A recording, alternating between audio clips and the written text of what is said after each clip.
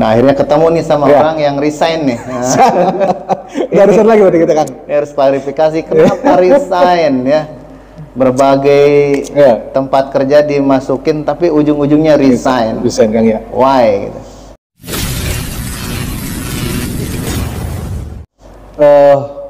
Setiap orang mungkin punya pengalaman Kang kerja Kang ya. Oke. Mungkin ada yang ke pabrik gitu kan, ada yang jadi di lembaga pendidikan atau dari dinas. Kadang seseorang itu kalau ada mulai titik jenuh lah, biasanya lah kita pengen ngapain lagi gitu kan. Ya, ada sebagian orang memang seperti itu. Apalagi kalau dia punya cita-cita yang memang mungkin di lembaga tersebut tidak tercapai gitu keinginannya, kadang-kadang udahlah daripada kita istilahnya cari muka pimpinan ataupun kita ibaratnya menggeser orang lain dengan cara yang negatif, lebih baik udahlah, lebih baik mending kita resign tapi kita bikin sendiri gitu, seperti itu dengan kemampuan yang justru yang kita miliki. Iya. Jadi kayak karena resign itu bagi sebagian orang perlu juga gitu. Apakah itu mungkin bentuknya udah usianya udah tua mungkin ya? Faktor usia udah tua juga, ataupun mungkin ada hal-hal yang dirasa mungkin bagi dia udah tidak nyaman lagi. Seperti itu. Bisa jadi. Ini kita umum ya. Umum ya. Dan semua orang juga mungkin merasakan seperti itu. Iya. Banyak yang menanti ya tema podcast ini, semua akan resign pada waktunya. Memang sangat provokatif sekali ya. Provokatif ya. Nah, tapi Anda sedang memprovokasi orang lah ya. Ini justru nggak tahu ya. Yang ini memprovokasi. Tiba-tiba ngajak resign saja itu gimana? Kalau saya terprovokasi ikut resign gimana ini? Terus beranggapan bahwa konotasi resign itu negatif kan ya. Terus seolah-olah kalau nggak ada kita ataupun nggak ada si fulan ini, lembaga jadi seperti apa gitu kan ya? Iya. Padahal banyak positifnya, atau mungkin nggak ada hikmah di sana gitu kan. Bisa jadi karena mungkin kita diganti dengan orang yang lebih baik gitu kan, atau mungkin ada ya udah wayahnya lah, udah wis wayahnya gitu. Udah saatnya gitu ya. Udah saatnya gitu kan. Ya itu tadi, apakah itu memang terkait masalah faktor usia, ataupun nggak ada titik jenuh, ada tidak nyaman gitu kan, ataupun memang kita punya visi-visi lagi yang mungkin kayaknya di lembaga tersebut sudah tidak tercapai lagi. Tidak. Dan semua orang juga pasti akan mengalami seperti itu. Mungkin kalau saatnya sekarang kita lagi segar-segarnya masih muda, masih banyak angan-angan atau visi misi kita masih ditampung, saya kira masih nyaman-nyaman saja. Apalagi beberapa orang yang masih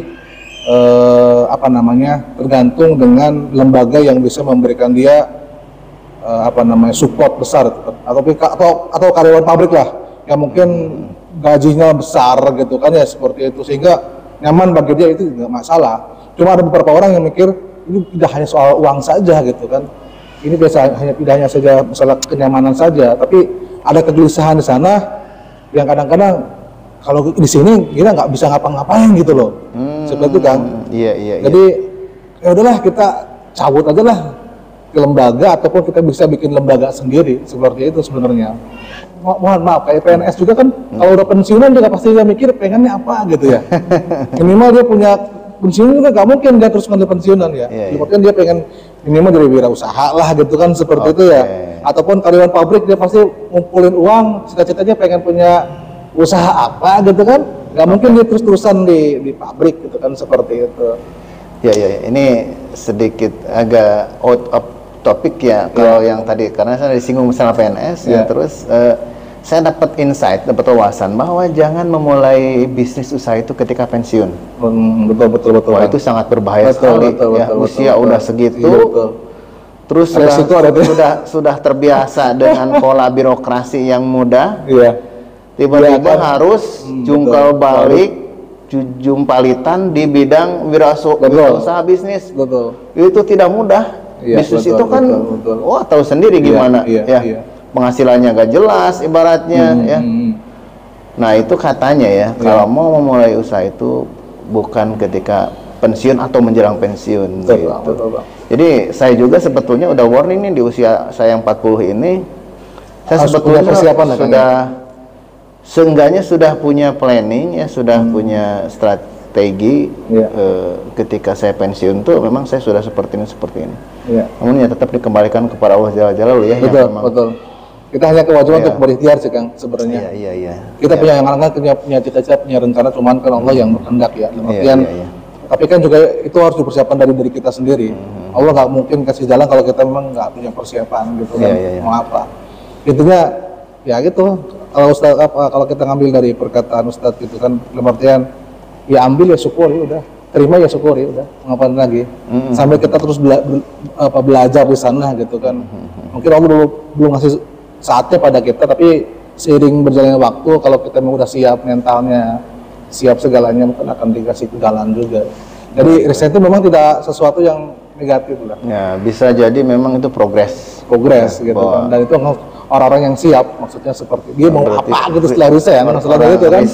Apalagi seorang suami, seorang laki-laki harus menafkahi keluarga gitu kan, itu nggak mudah. Kita tuh ibaratnya di otak kita ini ya, dari mulai mau tidur sampai tidur lagi, yang dipikirannya bagaimana anak istri kita bahagia. Makanya mengatakan resign lah. Nah itu dia harus bisa memikirkan setelah resign tuh ngapain dia itu. Udah 1000 langkah di depan udah disiapin gitu kan, disiapin dia nggak mudah. Jadi setiap orang punya impian, punya cita-cita ya, baik itu dia lagi kerja seorang karyawan ataupun perkantoran ataupun apa, yakin dia pas suatu saat dia akan berhenti dengan pekerjaannya. Secara ini ya, pekerjaan secara secara struktur gitu ya, dalam artian dia akan menjadi orang yang biasa. Tapi ketika dia menjadi orang yang biasa, dia harus punya persiapan untuk itu, mau apa gitu kan, seperti itu. Dan ada istilahnya namanya keluar dari zona nyaman juga kayaknya ya, katanya seperti itu ya. Nah justru saya ketika ngambil di zona nyaman itu, potensi dalam diri kita itu terbangun kan. Kalau kita di zona nyaman dengan pekerjaan yang enak, penghasilan yang besar, ya udah seperti itu saja. Berarti memang enak sih sebenarnya, kelihatannya enak gitu. Ngapain lagi, udah enak kerjaan seperti itu kan. Yang namanya zona nyaman kan pekerjaan yang mudah, penghasilan yang besar, udah ngapain lagi gitu kan. Cuman secara itu justru membunuh potensi di dalam dirinya. Impiannya saya yakin nggak akan keluar gitu kan. Makanya saya udah bilang kemarin juga, wah ini gajinya kecil, ngapain lagi gitu kan, mau seperti apa lagi? Ini kalau masalah keuangan, saya bilang saya butuh belajar besar, karena ini investasi buat diri saya sendiri gitu kan ya. Banyak orang mengatakan, ini kan nggak dibayar gitu, ngapain gitu? Ini emang nggak dibayar, tapi Allah tahu niat baik seseorang gitu kan, dan bayarannya bukan masalah uang gitu kan. Ya itu kembali masing-masing saja, silakan. Makanya saya sih pura-pura budak aja untuk pandangan seperti itu. Saya bilang, iya kan saya itu bagaimana masing-masing saja saya bilang. Karena saya punya prinsip bahwa setiap apa yang kita lakukan, selama itu memang mengandung potensi pembelajaran buat kita, itu nggak murah gitu kan, nggak murah. Dapat ilmunya gitu kan. Dan saya tahu harus seperti ini langkah-langkahnya. Itu mungkin bekal buat suatu impian saya nanti, suatu saat nanti, meskipun kita nggak tahu gitu ya. Cuman minimal saya punya ilmu gitu kan, untuk proses seperti itu kita udah melaksanakannya. Seperti itu. Ya, ini closing aja ya. Kalau saya ngelihat sih sekarang setelah resign kayaknya memang saya lihat lebih baik lah, dalam artian tuh melangkah lebih naik lagi kalau menurut saya dengan resign ini. Bukan malah terpuruk ini yang saya lihat nih betul. Ini ya. Iya betul. Tapi beda, dia memegang ini ya jabatan strategis nih sekarang. Cuman titipan kan, suatu saat nanti juga akan terganti lagi dengan yang lain. Iya. Tapi bagi saya sih jabatan nggak terlalu penting ya. Dia mau jadi apa. Tapi untuk dapat jabatan itu kan perlu pengalaman dulu kan. Nah, justru itu Kang. Itu dia kemarin dapat pengalamannya, sekarang diaplikasikannya. Nah itu makanya. Tapi gini Kang, kalau prinsip saya ya, orang lain itu memandang jabatan itu suatu yang dikejar. Ya jujur. Kebanyakan orang ya, jabatan ambisius, pengen jadi apa gitu. Lepas itu apakah nanti jabatannya besar, dia dihormati dengan gaji yang besar. Tapi ini balik lagi ya, prinsip pribadi masing-masing. Saya berpikir bahwa jabatan itu akan didapat kalau kita prosesnya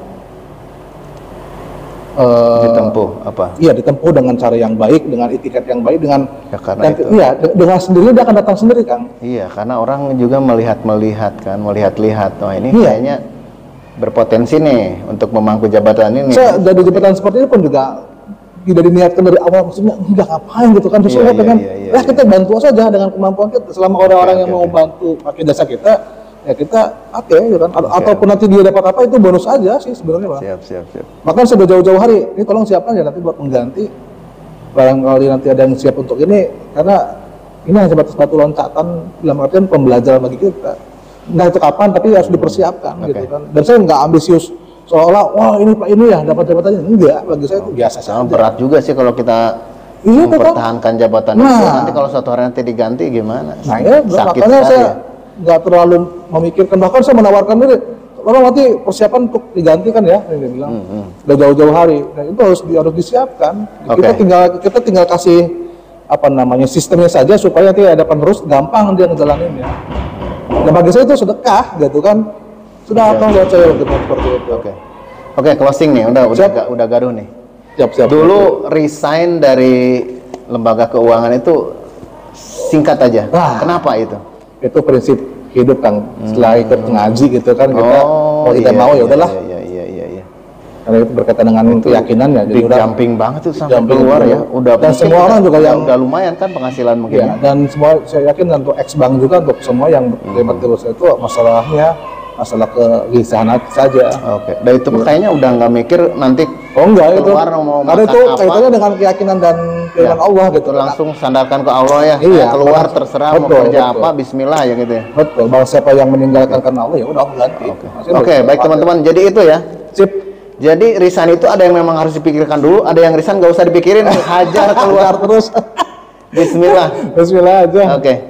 Ya jangan takut karena memang algoritmanya manusia ini beda dengan algoritmanya Allah. Betul Kang. Jadi ini provokatif sekali ini seolah-olah misalkannya ada resign semua. Ya, insya Allah saya juga akan resign mengikuti Anda. Barakallahu fikum. Ya, terima kasih Kang. Atur nuhun.